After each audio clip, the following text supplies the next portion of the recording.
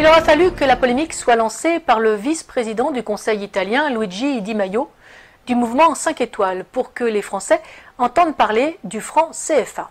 L'affaire est née le 20 janvier, quand Luigi Di Maio a déclaré à propos des migrants, je cite, « À partir d'aujourd'hui, ceux qui veulent débarquer en Italie, on va les emmener à Marseille. Je vais demander des sanctions contre les pays qui colonisent l'Afrique.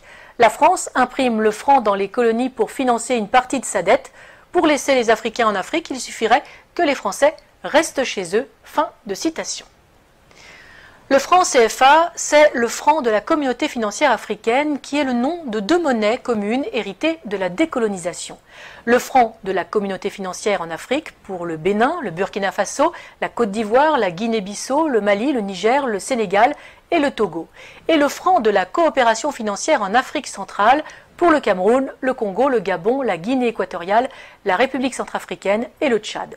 14 pays en tout, pas tous francophones et ni anciennes colonies françaises, parfois protectorats allemands, espagnols ou portugais. Créé par De Gaulle le 25 décembre 1945 avec Soustelle et Pleven, le franc CFA est un outil de réaffirmation de l'autorité de la métropole sur des zones qui ont échappé à son contrôle lors de la Seconde Guerre mondiale. Ce qui pouvait se comprendre au lendemain de la guerre prend une autre tournure au moment de la décolonisation.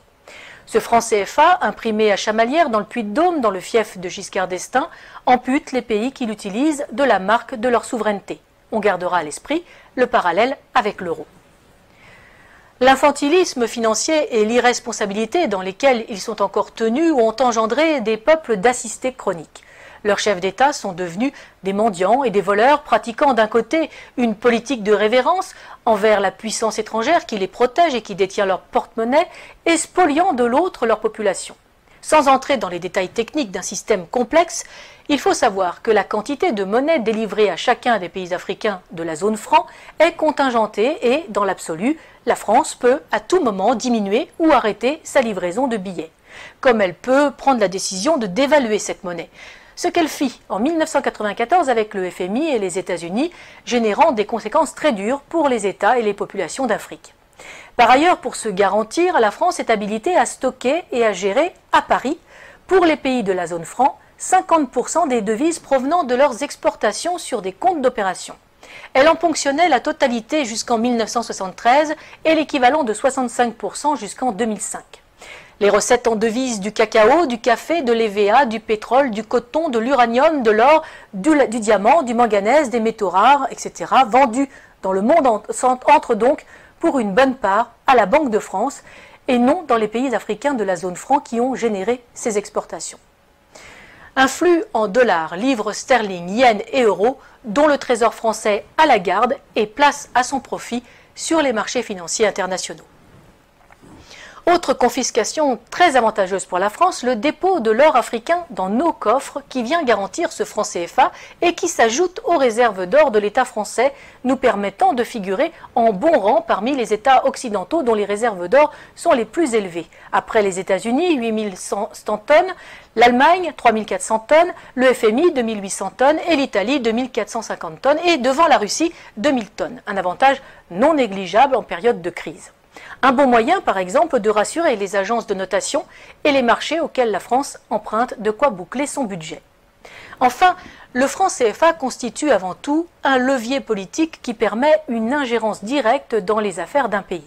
Il a suffi au gouvernement de Sarkozy de couper les robinets de la Banque centrale d'Afrique de l'Ouest et de fermer les banques filiales de banques françaises en Côte d'Ivoire pour mettre Laurent Gbagbo en difficulté. Nous aurons d'ailleurs l'occasion de revenir sur le cas de la Côte d'Ivoire et de son président légitime, Laurent Gbagbo, dans une prochaine édition. En vérité, le franc CFA n'est pas un vestige de la colonisation, c'est une privatisation de la colonisation. Elle permet à nos dirigeants de corrompre les élites africaines, d'imposer la présence des multinationales comme Areva, Total ou Bouygues dans des marchés publics africains avec des fonds publics mais des bénéfices très privés. Et les pertes, parfois magistrales, comme pour Areva, que nous avons déjà évoquées sur ce même plateau, si elles sont bien à la charge des contribuables français, n'empêchent en rien le versement de commissions bien juteuses.